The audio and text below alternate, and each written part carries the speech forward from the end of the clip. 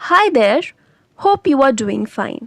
Welcome to Poem Prose, जहां आज हम मशहूर अमेरिकन पोएट एमिली डिकिंसन की लाइफ के बारे में पढ़ेंगे।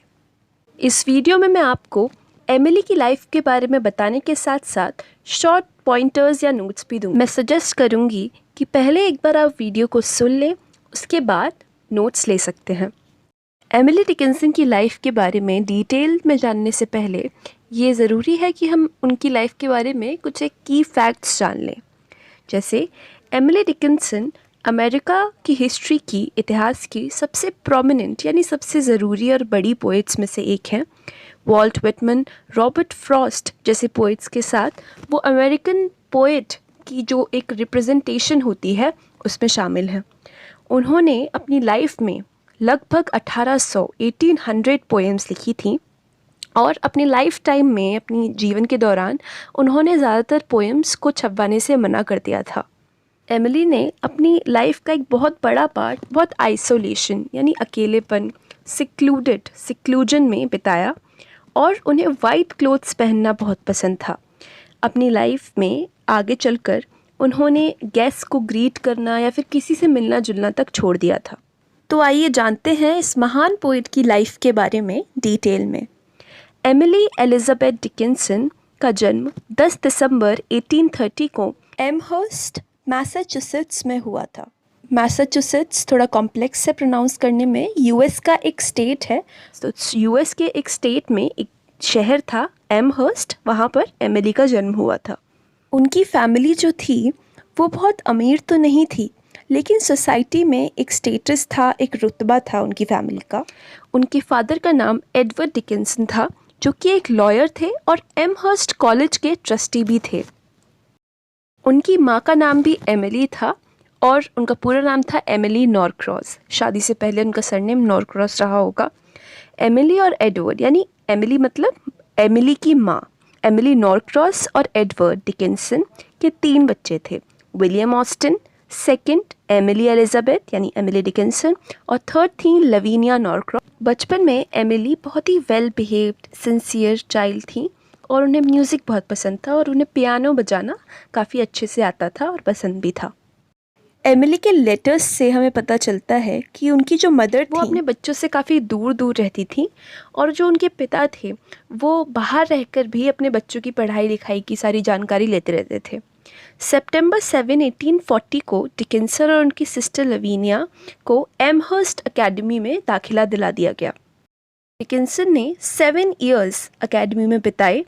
उन्होंने English, classical literature, Latin, botany, geology, history, mental philosophy, arithmetic जैसे कई सारे सब्जेक्ट्स में शिक्षा, एजुकेशन प्राप्त की और वहाँ पर वो एक बहुत सिंसियर और ब्राइट स्टूडेंट थी। लेकिन लगातार डिफरेंट टाइम पे बीमार रहने के कारण वो अपनी एकेडमी में बहुत ज़्यादा रेगुलर नहीं रह पाती थी।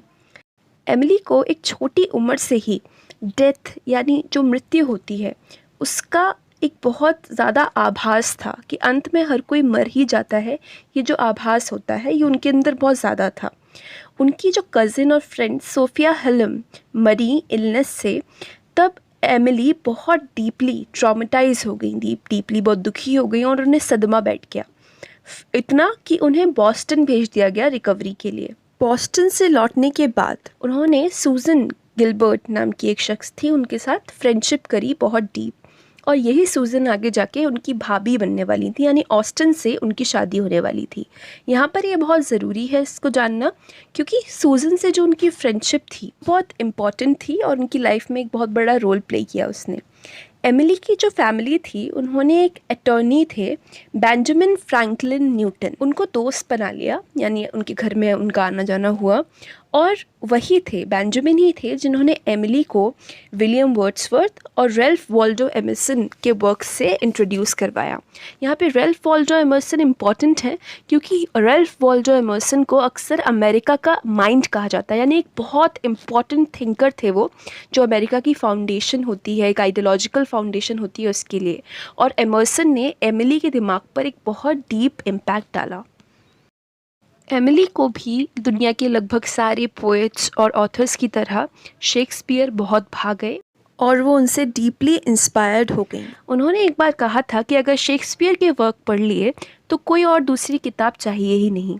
उन्होंने सूज़न, जो उनकी फ्रेंड थी सूज़न गिलबर्ट, उनसे कहा था कि वो शेक्सपियर के बाद उनको सबसे ज़्यादा सिखाने वाली शख्स हैं। इसके अलावा 17th सेंचुरी के मेटाफिज़िकल जो पोएट्स हैं उनका भी डिकिंसन की राइटिंग पर एक बहुत बड़ा इम्पैक्ट था। वो इम्पैक्ट इतना ज़्यादा था कि एमिली को अक्सर 19th सेंचुरी की मेटाफिज़िकल पोएट कह दिया जाता है। एमिली का अपनी सिस्टर इन लॉ सूज़न के साथ एक बहुत क्लोज़ रिलेशनशिप था, अब हम पढ़ चुके हैं। और कुछ स्कॉलर्स के अनुसार सूज़न और एमिली का जो रिलेशन है वो होमो इरोटिक भी हो सकता है, यानी सेम सेक्स अट्रैक्शन भी हो सकता है उनके बीच। 1850s जो दशक था उसके बीच में, यानी 55 के अराउंड, उनकी जो मदर थी वो काफ़ी जल्दी बीमार होने लगी और सारी की सारी जो घर की ज़िम्मेदारी थी वो एमिली के कंधों पर आ गई। और वो उस ज़िम्मेदारी की वजह से भी और अपने खुद के नेचर की वजह से भी धीरे धीरे बहुत अकेली होती गई और अकेले ही अपना टाइम स्पेंड करती रही। साल 1858 की समर में उन्होंने अपनी पोएम्स लिखना शुरू की, जो कि आगे चलकर उनकी सबसे बड़ी लेगेसी बनने वाली थी। सैमुअल बाउल्स करके एक इंसान थे, उन्होंने जो उनको लेटर्स भेजे एमिली ने, वो उनके लिटरेरी वर्क के लिए और लिटरेरी वर्क के पॉइंट ऑफ व्यू से काफ़ी इंपॉर्टेंट समझे जाते हैं। 1860s का जो फर्स्ट हाफ था वो एमिली की लाइफ का एक राइटर की तरह, एक पोएट की तरह सबसे प्रोडक्टिव, यानी उस दौरान उन्होंने काफ़ी कुछ लिखा, सबसे प्रोडक्टिव पार्ट था। लेकिन लेटर हाफ जो 1860s का था, यानी 65 के बाद, वो वहाँ पर थोड़ा स्लो पड़ने लग गई, क्योंकि उस टाइम उनका जो बहुत प्यारा डॉग था कार्लो, वो भी मर गया। और जो उनकी हाउसमेट थी, जो कि 9 साल से उनकी हाउसमेट थी, और पुराने ज़माने में लोग बहुत कनेक्टेड हो जाते थे हर तरीके के रिश्ते में, तो वो उनकी भी शादी हो गई और वो घर छोड़ के, एमिली का घर छोड़ के चली गई। और इसकी वजह से साल 1869 तक, जब तक एक नई हाउसमेट नहीं लाई गई, तब तक सारे जो हाउस होल्ड चोर्स होते हैं, घर के कामकाज होते हैं, उन सब की जिम्मेदारी एमिली के ऊपर थी। फिर उसी दौरान उन्होंने वाइट ड्रेसेस, केवल वाइट ड्रेसेस पहनना शुरू कर दिया। और एमिली एक लाइफ लॉन्ग गार्डनर भी थी, माली भी थी, और प्रेस्ड फ्लावर्स कलेक्ट करती थी, बुक्स में फ्लावर्स दबा लेते हैं वो। साल 1873 के अराउंड ओटिस फिलिप्स लॉर्ड, जो कि एक एल्डरली जज थे, उनके साथ डिकिंसन की दोस्ती हुई और इसे अक्सर एक लेट लाइफ रोमांस कहा जाता है, यानी रोमांटिक फीलिंग्स थी उन दोनों के बीच में। अपने लास्ट सालों में डिकिंसन अपनी पोएम्स लिखती रहीं, लेकिन उन्होंने उन्हें ऑर्गेनाइज़ करना छोड़ दिया। उनकी मदर, जो कि बीमार चल रही थी, वो 14 नवंबर 1892 को नहीं रहीं। उसके अगले ही साल ऑस्टिन का जो थर्ड चाइल्ड था, जो कि एमिली का फेवरेट था, गिलबर्ट, वो भी टाइफॉइड से मर गया। तो लगातार उन्हें काफ़ी लॉस झेलना पड़ा और इससे एमिली की जो मेंटल हेल्थ थी और ओवरऑल हेल्थ थी वो काफ़ी प्रभावित हो गई और एक दिन किचन में काम करते हुए वो फेंट हो गई और कई महीनों तक वो बेड पर ही रहीं और मई 15, 1886 को 55 की उम्र में वो नहीं रहीं। उन्होंने अपनी सिस्टर लेवेनिया से प्रॉमिस करवाया था कि वो उनके सारे कॉरेस्पॉन्डेंस, यानी सारे लेटर्स जला देंगी। डिकिंसन एक प्रोलिफिक राइटर थी। प्रोलिफिक हम उस राइटर को बोलते हैं जो कि बहुत ज़्यादा लिखता हो। उन्होंने 1800 के अराउंड पोएम्स लिखी थी, लेकिन अपनी लाइफ टाइम में केवल 10 पोएम्स उनमें से पब्लिश हुई थी और उनके मरने के 4 साल बाद, यानी 1890 में उनकी पोएम्स पब्लिश करवाई थी। उनकी सिस्टर लवीनिया जो थी, उन्होंने उनकी पोएम खोजी थी। डिटेल में पब्लिकेशन हिस्ट्री को जाने तो डिकिंसन की लाइफ टाइम के दौरान कुछ पोएम सैमुअल बाउल्स के स्प्रिंगफील्ड रिपब्लिकन में 1858 से लेकर 1868 के बीच में पब्लिश हुई थी, पर वो पोएम्स कन्वेंशनल स्टैंडर्ड्स के हिसाब से बहुत एडिटेड थी और पंचुएशन मार्क्स उसमें लगा दिए गए थे, क्योंकि एमिली की पोएम्स को अगर हम देखेंगे तो बहुत ज़्यादा डैशेस होते हैं उनके पोएम्स में और पंचुएशन को इतना ज़्यादा वो इम्पोर्टेंस नहीं देती। लेकिन उस टाइम के स्टैंडर्ड्स को मैच करने के लिए उन पोएम्स को काफ़ी एडिटेड फॉर्म में पब्लिश करवाया गया। उनकी बहुत famous poem success is counted sweetest को अ मास्क ऑफ पोएट्स नाम के एक कलेक्शन में अनोनिमसली यानी बिना एमिली का नाम छापे पब्लिश करवाया गया था। उनकी सिस्टर यानी लवीनिया उनकी पोएम्स पब्लिश करवाने को लेकर बहुत ऑब्सेस्ड हो गई। उनकी पोएम्स 40 नोटबुक्स में लिखी गई थी जो कि एक लॉकर में लॉक थे। और उनके ब्रदर को जब उन्होंने ये बताया तो कुछ डिफरेंस ऑफ ओपिनियन हुआ, कुछ डिस्प्यूट हुआ, जिसके चलते कई भागों में उनकी पोएम्स को पब्लिश करवाया गया, क्योंकि उनकी ब्रदर और जो उनकी ब्रदर की लवर थी उन्हें एमिली की पोएम अलग पब्लिश करवानी थी और जो लवीनिया थी उन्हें अलग पब्लिश करवानी थी। जब उनकी पोएम छपी तो वो एक पब्लिक और क्रिटिकल सक्सेस साबित हुई, यानी पब्लिक ने भी उन्हें बहुत पसंद किया और साथ ही क्रिटिक्स ने भी उन्हें पोएम्स को बहुत पसंद किया। व्यूअर्स और रीडर्स को एमिली की राइटिंग्स और ज़्यादा चाहिए थी कि अभी भी कुछ बचा है तो वो भी हमारे सामने लाया जाए। उनकी पोएम्स को रफली 3 हिस्सों में पब्लिश करवाया गया। 1890 में सबसे पहले, फिर 91 में और फिर 1896 में। साल 1955 में स्कॉलर थॉमस एच जॉनसन ने आखिरकार एमिली के पोएम्स की पूरी कलेक्टेड वॉल्यूम निकालकर रीडर्स के लिए उन्हें काफ़ी एक्सेसिबल बना दिया। आज एमिली इंग्लिश लैंग्वेज की सबसे इन्फ्लुएंशियल और बड़ी पोएट्स में से एक हैं। उनकी पोएट्री अमेरिकन लिटरेचर की फाउंडेशन बनाती है और उनकी पोएट्री अमेरिकन हिस्ट्री और लिटरेरी हिस्ट्री के लिए भी काफ़ी इम्पॉर्टेंट है। साथ ही एमिली फ़ीमेल आर्टिस्ट्स और राइटर्स के लिए भी एक बहुत बड़ी इंस्पिरेशन है, इसलिए उनकी इन्फ्लुएंस को फेमिनिस्ट भी कह दिया जाता है। कई क्रिटिक्स के हिसाब से अमेरिकन हिस्ट्री की बेस्ट पोएम्स एमिली डिकिंसन और वॉल्ट विटमैन ने ही लिखी हैं। एमिली की पोएम्स देखने में बहुत शॉर्ट एंड सिंपल लगती हैं। इनफैक्ट उनका कोई टाइटल भी नहीं होता। अक्सर हम पोएम की पहली लाइन को ही टाइटल मान के चलते हैं, जैसे hope is the thing with feathers and success is counted sweetest. लेकिन एमिली की पोएम्स को अगर ध्यान से और डीपली पढ़ा जाए तो वो बहुत एम्बिगुअस, बहुत कॉम्प्लेक्स निकलती हैं।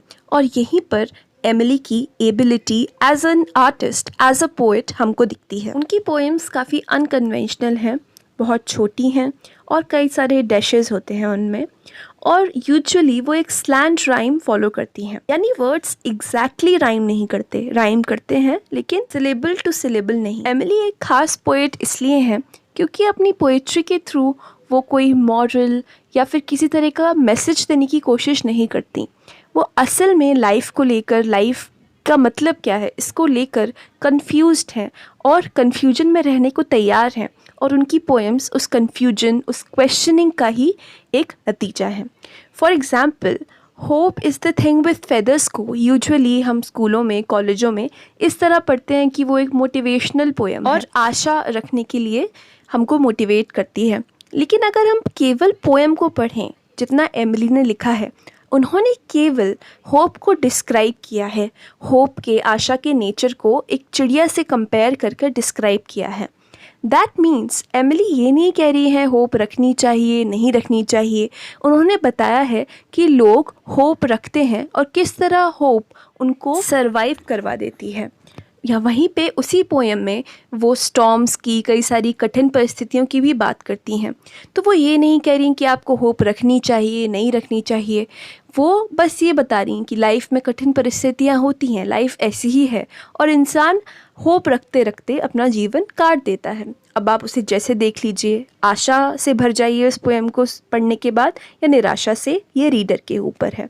तो जो ये एम्बिग्विटी होती है, ये एक कोई आंसर ना देने की इच्छा होती है एक पोएट के प्रति, वो सबसे ऊंची काइंड की पोएट्री का कैरेक्टरिस्टिक अक्सर लोगों के द्वारा माना जाता है, क्योंकि ऐसी पोएट्री से कोई भी रिलेट कर सकता है और एक स्टैटिक फीलिंग के संग ये पोएट्री हमको छोड़ जाती है। हमको ना ये समझ में आता है कि ये खुश होने की बात है, ज़िंदगी का जो नेचर है, ना ये समझ आता है कि क्या ये दुखी होने की बात है। जो भी है वो क्यों है, हमारा नेचर ऐसा क्यों होता है। लिटरेचर हमें ऐसे ही सवालों के साथ छोड़ जाती है और इसीलिए हमसे बार बार कहा जाता है बड़े लोगों द्वारा कि हमें पढ़ना चाहिए ज़्यादा से ज़्यादा।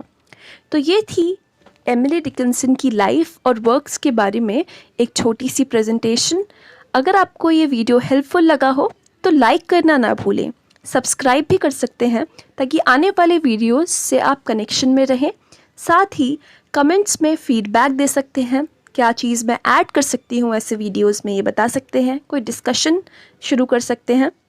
अगर आपका एग्ज़ाम है तो all the very best and most importantly take care of your family, friends and yourself.